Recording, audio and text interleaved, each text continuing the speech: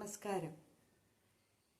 ഞാനിങ്ങനെ ഈ വീഡിയോകൾ ഇടുമ്പോഴേ ചിലപ്പം ആ വീഡിയോയിൽ കമൻറ്റുകളായിട്ട് പല പെണ്ണുങ്ങളും പണ്ട സ്ത്രീകളും വന്ന് ഓരോ കമൻറ്റുകൾ ഇടാറുണ്ട്.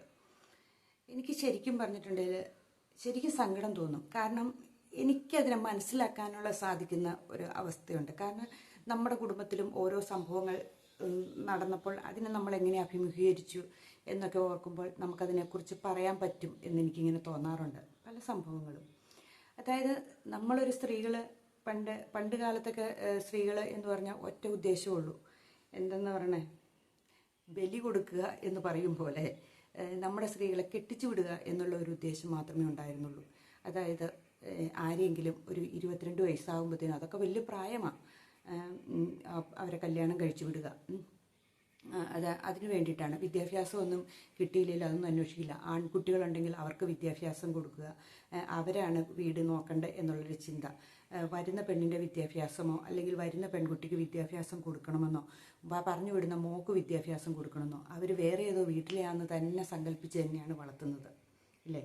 അവരെ അടുക്കളപ്പണി ചെയ്യിപ്പിക്കാനും അല്ലെങ്കിൽ വീട്ടുപണി ചെയ്യിപ്പിക്കാനും ഒക്കെയാണ് ഒരു 55 വയസ്സിൽ താഴെയുള്ള, അതായത് ഒരു 22 വയസ്സ് തൊട്ട് 55 വയസ്സുള്ള സ്ത്രീകളുടെ ജീവിതത്തിൽ നടന്നു പോയിട്ടുള്ളത്.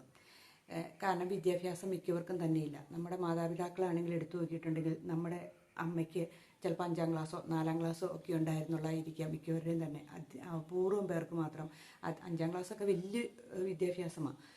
അപൂർവം അമ്മമാർക്ക് മാത്രം വേണമെങ്കിൽ ഒരു ടീച്ചറായിട്ടോ, ഒരു UP സ്കൂളിൽ ടീച്ചറായിട്ടോ എന്തെങ്കിലുമൊക്കെ ഒരു ചെറിയ പണി അന്ന് കാണും, ഒരു നേഴ്സായിട്ടോ എന്തെങ്കിലുമൊക്കെ. അല്ലാത്തവരും ഒക്കെ ഈ അടുക്കളപ്പണി ചെയ്യുക എന്നുള്ള ഉദ്ദേശത്തിൽ മാത്രം ചെന്ന് കയറുന്ന വീട്ടിലോ, നമ്മളൊന്ന് ചിന്തിച്ച് നോക്കിക്കേ, ചെന്ന് കയറുന്ന വീട്ടിൽ 5ഉം 6ഉം മക്കൾ കാണും. ചിലപ്പോൾ ഈ പോകുന്ന പെൺകുട്ടിയുടെ വീട്ടിൽ 1ആളോ 2ആളോ, അച്ഛനും അമ്മയും ചിലപ്പോൾ 2 മക്കളും മാത്രമേ കാണുകയുള്ളൂ, ഇല്ലേ? അങ്ങനെ ചെന്ന് കഴിയുമ്പോഴോ ആ വീട്ടിലെ സർവ്വ പണിയും എങ്ങനെ ഒരു ചോറ് വയ്ക്കുന്നതെന്ന് പോലും അറിയാൻ മേലാത്ത എത്രയോ പെൺകുട്ടികളുണ്ടെന്നറിയാമോ? അപ്പോൾ അവരുടെ ഇടയ്ക്കേക്ക് ചെന്ന് കഴിയുമ്പം അവർ യാതൊരു സഹായവും ഇല്ലാതിരിക്കുന്ന അവസ്ഥ ഒത്തിരി പേര് പറയുന്ന ഒരു കഥയാണത്. ഞാൻ എൻ്റെ അനുഭവങ്ങളിൽ കൂടെ, എൻ്റെ സുഹൃബന്ധങ്ങളിൽ കൂടിയും ഒക്കെ എനിക്ക് മനസ്സിലാക്കാൻ കഴിഞ്ഞത്, അവർ പിന്നെ ആ വീട്ടിൽ ചെന്ന് അങ്ങ് അഡ്ജസ്റ്റ് ചെയ്യാം എന്ന് വിചാരിക്കും. കാരണം ഭർത്താക്കന്മാർ നല്ല ഭർത്താക്കന്മാരാണെങ്കിൽ പറഞ്ഞു കൊടുക്കും, ഇവർ ഇത്രയും പേരുണ്ട്, നമുക്ക് അഡ്ജസ്റ്റ് ചെയ്യണം, എല്ലാവരെയും സ്നേഹിക്കണം എന്നൊക്കെ പറഞ്ഞു കൊടുക്കാം.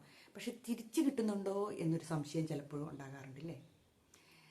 അപ്പം നമ്മൾ ആ വീട്ടിലേക്ക് ചെന്ന് കഴിയുമ്പം ആ വീട്ടിലെ സാഹചര്യമായിട്ട് നമ്മളങ്ങോട്ട് പരമാവധി അങ്ങ് അഡ്ജസ്റ്റ് ചെയ്യുക, അല്ലാണ്ട് നമ്മൾ അതിനോട് ഇഴുകിച്ചേരുകയല്ല, അഡ്ജസ്റ്റ് ചെയ്യുകയാണ് ചെയ്യുന്നത്.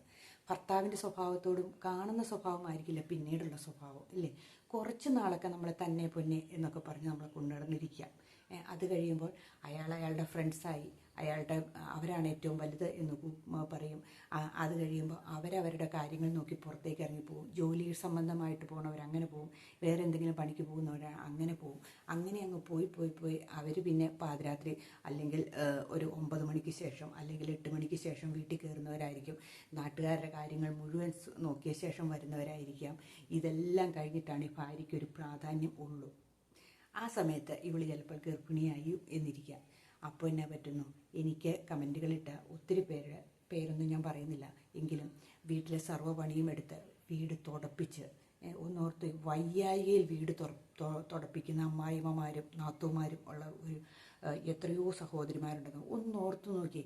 നമുക്കൊരു ക്ഷീണം വന്നു കഴിഞ്ഞിട്ടുണ്ടെങ്കിൽ നമ്മളെ കൊണ്ടൊരു വീട് മൊത്തം തുടപ്പിക്കുക, നമ്മളെ കൊണ്ട് ആ വീട്ടിലെ പണികൾ ചെയ്യിപ്പിക്കുക, എന്നിട്ട് അവർ പറയുന്ന ഒരു വാചകവും കൂടെ ഉണ്ടായിരിക്കും, പ്രസവം സുഗമമാക്കാനാണ്.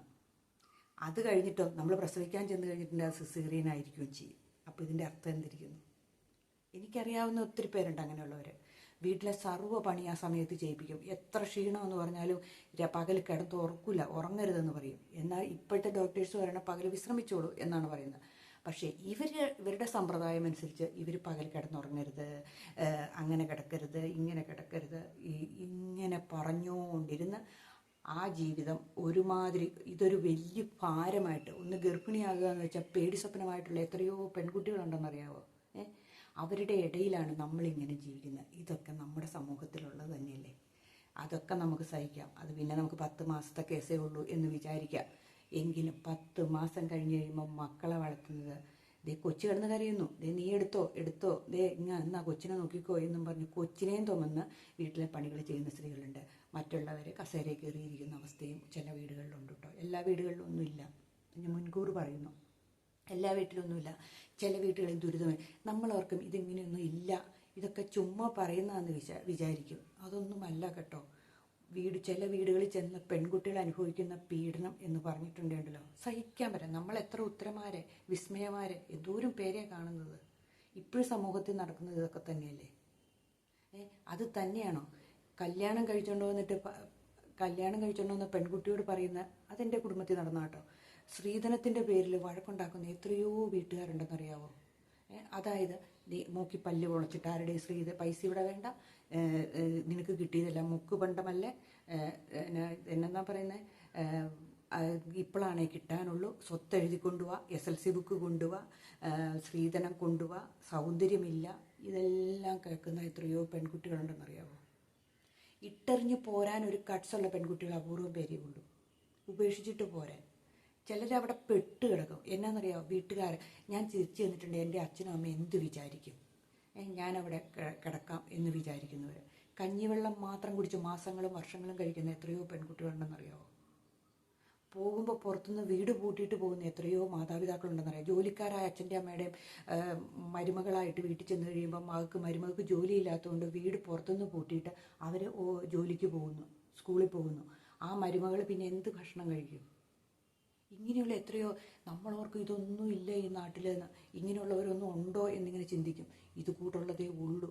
ഒരു കൊച്ചിനെ ഒരു നേരം പോലും എടുക്കാത്ത എത്രയോ അമ്മായിയമ്മയും അമ്മായിപ്പനും സ്വന്തം പേരക്കുട്ടിയാന്നൊക്കെ പറഞ്ഞ് അയ്യോ പേരമക്കളോടൊക്കെ ഭയങ്കര സ്നേഹമാണെന്ന് പറയും. കാണുമ്പോൾ മറ്റുള്ളവരുടെ കാങ്കൻ.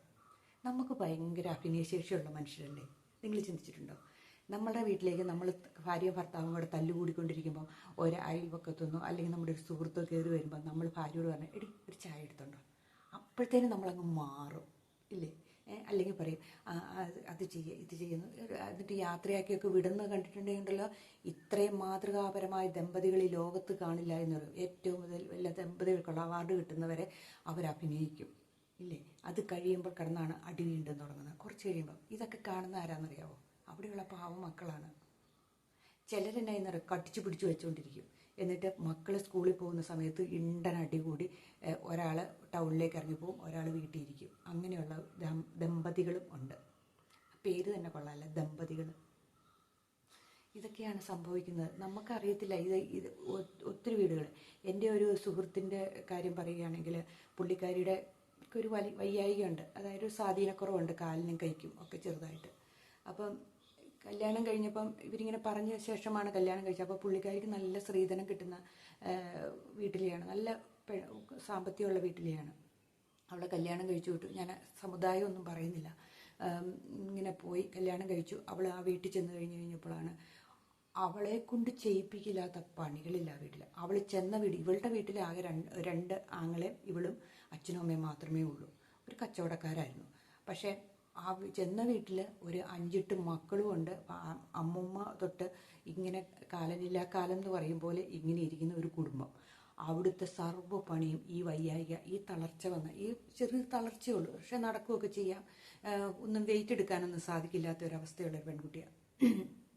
ഒരു 30 വർഷം, ഒരു 25 വർഷം മുമ്പുള്ള കഥയാട്ടോ ഞാൻ പറഞ്ഞത്. അവിടെ ചെന്ന് കഴിഞ്ഞപ്പോൾ അവൾ ചെയ്യാത്ത പണികളില്ല, അവളെ കൊണ്ട് ചെയ്യിപ്പിക്കാത്ത പണികളില്ല. അവസാനം അവൾ പറഞ്ഞു എനിക്ക് സാധിക്കില്ല, എനിക്കിങ്ങനെ ചെയ്യാൻ പറ്റില്ല എന്ന് പറഞ്ഞിട്ട് അവർ പറഞ്ഞു എന്നാൽ നീ എൻ്റെ വീട്ടിൽ പോകും. അപ്പോൾ വീട്ടിലേക്ക് ചെന്നാൽ എങ്ങനെയാ എന്ന് വിചാരിക്കുമ്പോൾ അവർക്കും എന്ത് ചെയ്യും എന്നോർക്കുമ്പോഴത്തേനും അപ്പോഴത്തേനും ഗർഭിണിയായി. ഒരു പോളിയോ, അന്നത്തെ കാലത്തൊക്കെ പോളിയോ പിടിക്കുന്ന ഒരു അസുഖമില്ലായിരുന്നു, അതാണ് അവൾക്ക് ബാധിച്ചിരുന്നത്. അവൾക്കൊരു സ്വാധീനക്കുറവ് ഒരു കൈക്കും ഒരു കാലിനും. പക്ഷെ കണ്ടാൽ തോന്നില്ല, നടക്കുന്നത് കണ്ടാലൊന്നും തോന്നില്ല, നമുക്ക് കൈക്കൊന്നും കുഴപ്പമില്ല എന്നാണ്. എങ്ങാണ്ട് 5ാം ക്ലാസ്സിൽ പഠിക്കുമ്പോഴാണ് ഈ പോളിയോ വരുന്നത് എന്നാണ് പറയുന്നത്. എങ്ങനെയാണെങ്കിലും ആ വീട്ടിലെ സർവ്വ പണികളും ചെയ്തില്ലെങ്കിൽ വഴക്ക്, അല്ലെങ്കിൽ ആ ഭർത്താവ് എന്നാ കാണിക്കുന്നറിയാം, വെള്ളം കോരി മുഖത്തേക്ക് ഒഴിക്കുക. തുണി അലക്കാൻ പറയുമ്പോൾ ഇച്ചിരി താമസിച്ചിട്ടുണ്ടെങ്കിൽ അയാളെ വെള്ളം കോരി മുഖത്തേക്ക് ഒഴിക്കുക. അടുക്കളയിൽ വന്നിരിക്കുമ്പോൾ അമ്മായിയമ്മ പറയും ഗ്യാസ് ഓണാക്കിയിട്ടേക്കുവാണല്ലോ എന്നും പറഞ്ഞിട്ട് ഗ്യാസ് ഓണാക്കിയിട്ടിട്ട് പോവുക. നിങ്ങളൊന്നും ഓർത്തേക്ക് എന്തൊക്കെ സൈസ് പീഡ അതെന്ന് വെച്ചാൽ വന്നിട്ട് തീപ്പെട്ടി ഒരിച്ചോ അല്ലെങ്കിൽ ലൈറ്റർ വെച്ചോ കത്തിക്കുമ്പോൾ ആ തീ ആളി പിടിക്കും, ഇവള് മരിച്ചു പോകും. അതാണ് അവർ ഉദ്ദേശിച്ചത്.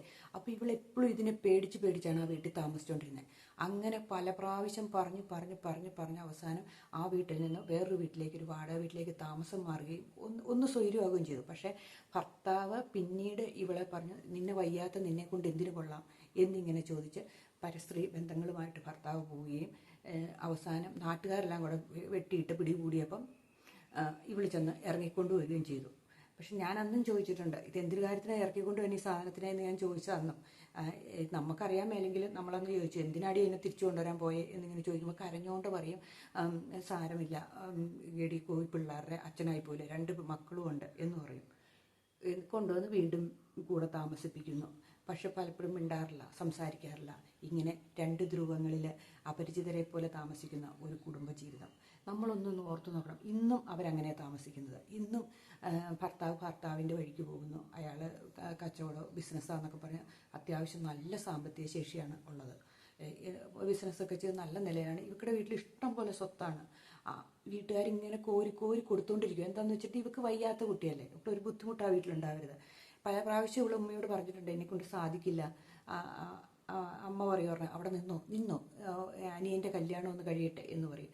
ഇങ്ങനെ അത് കഴിഞ്ഞപ്പോൾ അവൾക്ക് മനസ്സിലായി സ്വന്തം വീട്ടിലും വലിയ കാര്യമൊന്നുമില്ലാന്ന്. അതുകൊണ്ട് കടിച്ചു തൂങ്ങി ഇവിടെ കഴിയുന്നു. ഇതാണ്.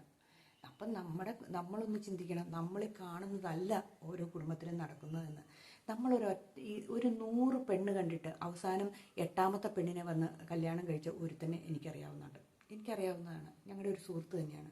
100 പെണ്ണ് കണ്ടു, 100 പോയി ചായയും ലഡുവും ജിലേബി തിന്നിട്ട് വന്നിട്ട് അവസാനം 8ാമത്തെ പെണ്ണിനെ കല്യാണം കഴിച്ചു. അതിപ്പോൾ ഒന്ന് ഓർത്ത് നോക്കണം, മനസ്സോടെയല്ലേ കല്യാണം കഴിച്ചത്. ഞാൻ അന്നും ചോദിച്ചു, ഇത് ഇഷ്ടത്തോടെയാണോ കല്യാണം കഴിക്കുന്നതെന്ന്. ഞാൻ പിന്നെ തുറന്നടിച്ച് ചോദിക്കുന്ന കൂട്ടത്തിലുള്ള ഒരാളാണ്. അപ്പം പറഞ്ഞു, കുഴപ്പമില്ലാന്ന്. ഈ കുഴപ്പമില്ലായികയാണ് അവിടെ ഒരു കുഴപ്പമുണ്ടാക്കുന്നത്, ഇല്ലേ? അപ്പം നമ്മൾ ഓർക്കണം, കാരണം ഇത്രയും പേരൊക്കെ അന്വേഷിച്ചു പോയത് വേറെന്തോ സങ്കല്പം മനസ്സിൽ കിടക്കുന്നതുകൊണ്ടല്ലേ. നമ്മളെപ്പോഴും ചിന്തിക്കണം, നമ്മൾ കല്യാണം കഴിക്കുന്നതിലുണ്ടല്ലോ വിവരമുണ്ടോ, വിവേകമുണ്ടോ, സാമാന്യമായിട്ട് ജീവിക്കാൻ പറ്റുമോ, അവനവൻ്റെ കാര്യം നോക്കാൻ പറ്റുമോ എന്നുള്ളത് നോക്കിയിട്ട് മാത്രമേ സ്ത്രീയാണേലും പുരുഷനാണേലും കല്യാണം കഴിക്കാവുള്ളൂ. അല്ലാണ്ട് വല്ലോൻ്റെ പെണ്ണുങ്ങളുടെ വീട്ടിലിരിക്കുന്ന സ്വർണം കണ്ടുകൊണ്ടോ, അല്ലെങ്കിൽ ആ ഒരു പെണ്ണിൻ്റെ സൗന്ദര്യം എന്ന് പറയുന്നത് നൈമിഷികം മാത്രമാണ്. അത് ഏത് സമയത്തും ആർക്കും നഷ്ടപ്പെടാം.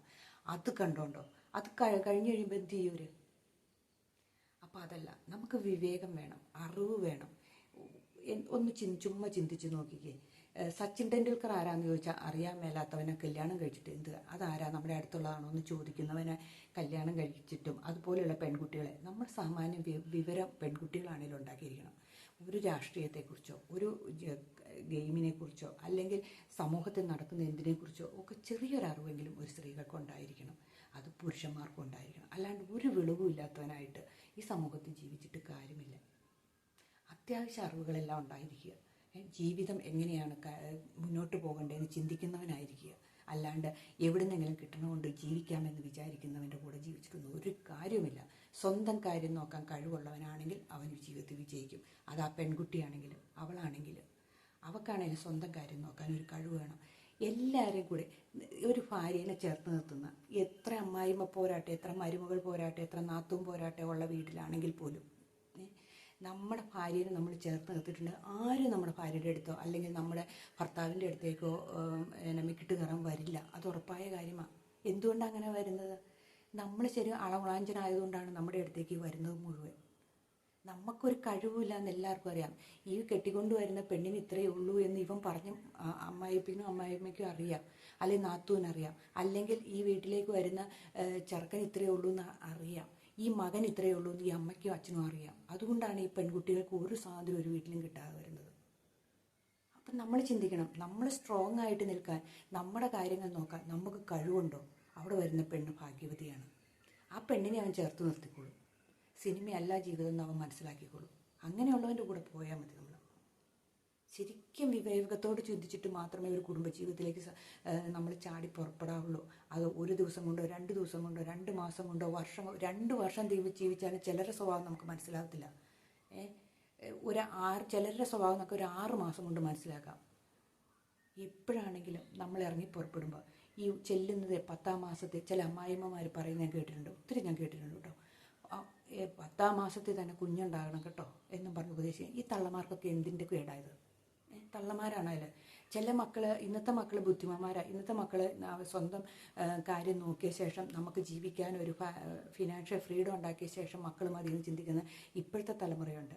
എന്നാൽ പണ്ടത്തെ തലമുറ, ഇടക്കാലത്തുള്ള തലമുറ അങ്ങനെയല്ല. 10ാം മാസം മക്കളുണ്ടായില്ല ആ പെണ്ണിനെ കുറ്റപ്പെടുത്തുക, മക്കളുണ്ടാവില്ല എന്ന്. ഇനി മക്കളെങ്ങാനും ഉണ്ടായില്ലെങ്കിലോ എവിടെയെങ്കിലും ഒരു ഹോസ്പിറ്റൽ ചുമ്മാ പോയാൽ മതി, അവരവിടെ ചികിത്സയ്ക്ക് പോയില്ല.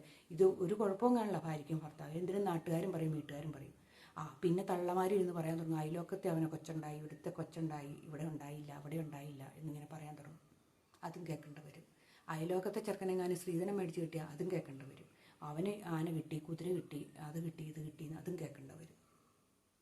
ചില പെണ്ണുങ്ങൾ പറഞ്ഞാൽ കേൾക്കാം, ഒരു പണിയില്ലാത്തവനാട്ടോ എന്നാലും അവനൊരു 10-30 പവൻ കിട്ടിയിട്ടോ എന്ന്. അത് നാത്തൂമാരും പറയുന്ന വീടുകളുണ്ട്. ഇത് എന്തിനാ ഇങ്ങനെ പറയണേന്ന് അവർക്ക് പോലും അറിയത്തില്ല. ഞാൻ പറയുന്നത് ശരിയാണോ നിങ്ങളൊന്ന് ചിന്തിച്ച് നോക്കിക്കേ. ഇതൊക്കെ ഒത്തിരി അനുഭവങ്ങളിൽ കൂടി ഞാൻ പറഞ്ഞു തരുന്നതാണ്. ഒത്തിരി പേരെ അനുഭവങ്ങൾ നമ്മൾ കേൾക്കുന്നത്. ഇന്നിപ്പോൾ ആ പെൺകുട്ടികളൊക്കെ കുറേ പ്രായം കഴിയുമ്പോൾ ഉണ്ടല്ലോ നമുക്ക് മനസ്സിലാകും, ഇതൊക്കെ നമുക്കന്ന് തിരിച്ച് പറഞ്ഞായിരുന്നെങ്കിൽ, നമ്മളെ ഒന്നും ഇത് ബാധിക്കുന്നില്ല, നമ്മൾ മൈൻഡ് ചെയ്യാണ്ടിരുന്നായിരുന്നെങ്കിൽ നമുക്ക് നന്നായിട്ട് ജീവിക്കാമായിരുന്നു. ഇവരെയൊക്കെ ചുമന്നുകൊണ്ട് നടന്നിട്ട് നമുക്ക് എന്ത് കിട്ടുന്നു എന്ന് ചിന്തിക്കുന്ന ഒരു സമയം വരും. പക്ഷേ സമയം കടന്നു പോയില്ലേ. ഇപ്പം നമ്മൾ അടുത്ത പ്രാരാബ്ധത്തിൽ കിടന്നു വരിക. നമ്മുടെ മക്കളെ പഠിപ്പിക്കണം, അല്ലെങ്കിൽ നമുക്ക് മക്കളുടെ കല്യാണമായി, അങ്ങനെ ഇങ്ങനെ നമ്മളും പിന്നെയും നമ്മൾ ബിസി ആയിക്കൊണ്ടിരിക്കുക. അപ്പം ആ ബിസിയാണ് ഒരു കണക്കിൽ പറഞ്ഞാൽ നല്ലത് കേട്ടോ. എന്നോർത്തുകൊണ്ട് എല്ലാവരുടെയും കാര്യത്തിൽ ഇടപെടാനൊന്നും പോകണമെന്ന് ഞാൻ പറയുന്നൊന്നുമില്ല. എങ്കിലും നമുക്ക് അത്യാവശ്യം നമുക്ക് വേണ്ടിയിട്ട് ജീവിക്കാനെങ്കിലും, നമ്മളെ സെൽഫ് ലവ് ചെയ്ത് ജീവിക്കാനെങ്കിലും നമ്മൾ ശ്രമിച്ചില്ലെങ്കിൽ ഉണ്ടല്ലോ നമ്മുടെ ജീവിതം വെറും വേസ്റ്റായിപ്പോവും. അപ്പം നമ്മുടെ ജീവിതത്തിൽ എന്താ വേണ്ടേ? നമ്മളെ തന്നെ ഇഷ്ടപ്പെട്ട് നമ്മളെ തന്നെ സ്നേഹിച്ച് വളരുക. മറ്റുള്ളവരെന്തു പറയുന്നു എന്നോർത്തുകൊണ്ടിരിക്കാണ്ടിരിക്കുക. മറ്റുള്ളവർക്ക് വേണ്ടി ജീവിക്കാണ്ടിരിക്കുക. ഭർത്താവാണെങ്കിലും ഭാര്യയാണെങ്കിലും ഒന്ന് ചിന്തിക്കുക, നമ്മുടെ കൂടെ വന്നത് നമുക്ക് കിട്ടിയത് ഇതേ ഉള്ളൂ, നമുക്കിതേ കിട്ടുള്ളൂ. നമുക്ക് വിധിച്ചേക്കണേ നമ്മുടെ തലയിൽ വന്ന് കീറുള്ളൂ. ഭാര്യ അമിതമായിട്ട് സംസാരിക്കുന്ന സ്ത്രീയാണെങ്കിൽ ഭർത്താവ് മിണ്ടില്ലാത്ത ഊമയായിരിക്കും. ഭർത്താവ് വളവളാന്ന് സംസാരിക്കുന്ന ആളാണെങ്കിൽ ഭാര്യ അധികം സംസാരിക്കില്ലാത്ത സ്ത്രീയായിരിക്കും. അത് അവരുടെ നേച്ചറാണ്.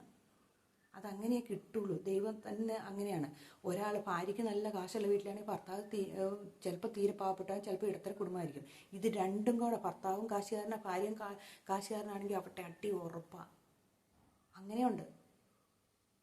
അവർക്ക് ഈഗോ അങ്ങ് വർക്ക് ചെയ്യാൻ തുടങ്ങും. അവൻ്റെ വീട്ടിലാണോ പൈസ കൂടുതൽ, അവരുടെ വീട്ടിലാണോ പൈസ കൂടുതലെന്ന്. ഭാര്യ ഭയങ്കര ധാരാളിയാണെങ്കിൽ ഭർത്താവ് മിതമായിട്ട് വ്യയം ചെയ്യുന്ന ഒരാളായിരിക്കും. ഇങ്ങനെയൊക്കെയാണ് നമുക്ക് ദൈവം. അതാണ് നമുക്കുടെ അത്ഭുതങ്ങൾ. ദൈവത്തിൻ്റെ സൃഷ്ടി എന്ന് പറഞ്ഞൊരു ഭയങ്കര സംഭവമല്ലേ. അപ്പം നമ്മളതൊക്കെ ചിന്തിച്ചാൽ മാത്രം മതി. അപ്പോൾ കിട്ടിയതിന് ഏതാണെന്ന് വെച്ചാൽ അതിനെ കൈവശപ്പെടുത്തി വെച്ചുകൊണ്ടിരിക്കുക. അതിനെ നന്നായിട്ട് നോക്കാൻ നോക്കുക. എനിക്കിതാണ് വിധിച്ചത്. അല്ലാണ്ട് നമ്മൾ പിന്നെ സങ്കല്പത്തിൽ ജീവിച്ചിട്ടൊന്നും അത് ഒന്ന് ഓർത്തു നോക്കി. ഒരു ഭാര്യയുടെ കൂടെ ജീവിക്കുമ്പോൾ വേറൊരാളുടെ ചിന്ത മനസ്സിലേക്ക് കൊണ്ടു നടക്കുന്ന ഒരു ഭർത്താവോ അല്ലെങ്കിൽ ഒരു ഭാര്യയോ ഉണ്ടെങ്കിൽ ആ കുടുംബജീവിതം എന്ന് പറയുന്നത് മഹാനരകമായിരിക്കും. അത്രയേ ഉള്ളൂ. അപ്പം ഇന്നത്തെ വീഡിയോ ഇത്രയേ ഉള്ളൂ. പലപ്പോഴും ഞാൻ പല മെസ്സേജുകളും വായിക്കുമ്പം എനിക്ക് പലപ്പോഴും പറയണം എന്ന് തോന്നുമ്പോഴാണ് ഞാനിങ്ങനെ വീഡിയോ ആയിട്ട് വരുന്നത്. കാരണം എന്നും ഓരോ വീഡിയോകളൊക്കെ ഇടുന്നുണ്ട്. എൻ്റെ പഴയ വീഡിയോകളൊക്കെ നിങ്ങൾ കാണണം, ഷെയർ ചെയ്യണം, ലൈക്ക് ചെയ്യണം, കമൻറ്റ് ചെയ്യണം, സബ്സ്ക്രൈബ് ചെയ്യണം. അതിൻ്റെ കൂടെ ഞാൻ പറയട്ടെ, ഇങ്ങനെ പലരുടെ ദുഃഖങ്ങളൊക്കെ കാണുമ്പോൾ എനിക്ക് പറയാതിരിക്കാൻ വയ്യാതെയായി. ഏകാന്തത അനുഭവിക്കുന്നവർ, എനിക്കും അറിയാവുന്ന ഒത്തിരി പേരുണ്ട്. എൻ്റെ യൂട്യൂബിൽ കൂടെ തന്നെയുള്ള എൻ്റെ പ്രിയപ്പെട്ട സഹോദരികൾ എത്ര പേരാണെന്നറിയാവോ? ദുഃഖങ്ങളും ദുരിതങ്ങളും കഷ്ടപ്പാടുകളും ഒക്കെ അനുഭവിക്കുന്ന എത്രയോ പേര് പറയുകയാണെങ്കിൽ നീണ്ട ഒരു ലിസ്റ്റ് എനിക്ക് പറയാൻ പറ്റും. അപ്പം നമ്മളൊന്ന് ഓർക്കുക, നമ്മുടെ ഈ ലോകം എങ്ങോട്ടാ പോകുന്നതെന്ന്. പലപ്പോഴും നമ്മൾ സന്തോഷിച്ച് ഓരോ നിമിഷങ്ങളിരിക്കുമ്പോഴും എല്ലാവരുടെയും ഒരു കാര്യമുണ്ട്, എല്ലാവരുടെയും ജീവിതത്തിലുണ്ട് ദുഃഖങ്ങളും ദുരിതങ്ങളും എല്ലാം വരും. എല്ലാം കൂട്ടിപ്പഴിഞ്ഞാണ് കുടുംബജീവിതം എന്ന് പറയുന്നത്. എപ്പോഴും സന്തോഷം തന്നെയാണെങ്കിൽ നമ്മൾ ബോറടിക്കും, എപ്പോഴും ദുഃഖം തന്നെയാണെങ്കിൽ നമ്മൾ ബോറടിക്കും, ഇല്ലേ? അപ്പോൾ ഇതെല്ലാം കൂടെ കൂടിക്കൊഴിഞ്ഞേ വരുള്ളൂ. അതെപ്പോഴാണ്? ഇപ്പം ഞാൻ സന്തോഷിച്ചിരിക്കുകയാണെങ്കിൽ അടുത്ത നിമിഷം ദുഃഖങ്ങളായിരിക്കാം, അതിൻ്റെ അടുത്ത നിമിഷം സന്തോഷമായിരിക്കും. ഇങ്ങനെയൊക്കെ വരും. ചിലപ്പോൾ ഒരു നിസ്സാര കാര്യത്തിന് വേണ്ടിയിട്ടായിരിക്കും. ഒരു പേന കാണാണ്ട് പോയാൽ മതി, അതേ പിടിച്ച് ചിലപ്പോൾ വഴക്കുണ്ടാക്കിയെന്നിരിക്കും ഒരു വീട്ടിൽ, ഇല്ലേ? ചുമ്മാ നിസ്സാര കാര്യം. അപ്പം അങ്ങനെയാണ് കുടുംബജീവിതം എന്ന് പറയുന്നത്. പക്ഷേ അതെല്ലാം എന്ന് സ്ഥിരമാകുമ്പോൾ ഉണ്ടല്ലോ ഈ പെൺകുട്ടികളും അടുത്തു പോകും, ഈ സ്ത്രീകളും അടുത്തു പോകും. ഒരു നിമിഷമെങ്കിലും നമ്മളെ സ്നേഹിക്കാൻ ആളില്ല എന്ന ചിന്ത വരുമ്പോൾ പിന്നെ അഡ്ജസ്റ്റ് ചെയ്ത് അങ്ങോട്ട് ജീവിച്ചു. അതൊരു പാടല്ലേ. അതാണ് ഞാൻ ഉദ്ദേശിച്ചുള്ളൂ കേട്ടോ. അപ്പം നമ്മൾ സ്നേഹിക്കുക. ഞാൻ ഇപ്പം എനിക്ക് എൻ്റെ നെറ്റത്ത് ഇവിടെ ഒരു മറുകുണ്ടെന്ന് വെച്ചു, അത് നിങ്ങൾക്കെല്ലാം കാണാം, പക്ഷെ എനിക്ക് കാണത്തില്ല. എൻ്റെ വിചാരം എന്നാ, എൻ്റെ ഈ മറുകും എൻ്റെ മനസ്സിലുള്ള മറുകും അല്ലെ എൻ്റെ മനസ്സിലുള്ള ദുഷിപ്പും ഒന്നും മറ്റാരും അറിയുന്നില്ല, മറ്റാരും കാണില്ല എന്നാണ് ഞാൻ വിചാരിച്ചേക്കണേ. അത് ലോകം മുഴുവൻ കാണുന്നുണ്ടെന്ന് ഒരു നിമിഷം ചിന്തിച്ചാൽ മതി. ശരിയല്ലേ? എനിക്ക് എന്തെങ്കിലും തെറ്റുകുറ്റങ്ങളുണ്ടെങ്കിൽ ഞാൻ ആദ്യം നന്നാവുക, എന്നിട്ട് ഞാൻ മറ്റുള്ളവരോട് നന്നാവാൻ പറയാം. അതല്ലേ നല്ലത്? അല്ലാത്തുള്ള ഒരു ഉപദേശം കൊടുത്തിട്ടോ അല്ലാത്തുള്ളവർ പിന്നെ നമ്മുടെ വീട്ടിലുണ്ടായിട്ടോ ഒരു കാര്യമില്ല. നമ്മുടെ ഭാര്യേനെ നന്നാക്കാൻ നമ്മൾ ശ്രമിക്കുമ്പോഴോ അല്ലെങ്കിൽ ഭർത്താവിനെ നമ്മൾ ശ്രമിക്കുമ്പോഴും നമ്മളിൽ എന്തെങ്കിലും കുറവുകളുണ്ടോ എന്നും കൂടെ നമ്മൾ ചിന്തിക്കണം. അത് നമ്മൾ ആദ്യം ക്ലിയർ ചെയ്യണം, എന്നിട്ട് നമ്മൾ മറ്റുള്ളവരെ നന്നാക്കാൻ ശ്രമിക്കുന്നതായിരിക്കും ഏറ്റവും നല്ലതെന്ന് എനിക്ക് തോന്നുന്നു. അതാണ് ഈ വീഡിയോയുടെ ഹൈലൈറ്റ്. അപ്പം എല്ലാവർക്കും ഞാൻ നല്ലൊരു ദിവസം ആശംസിക്കുന്നു. ബൈ.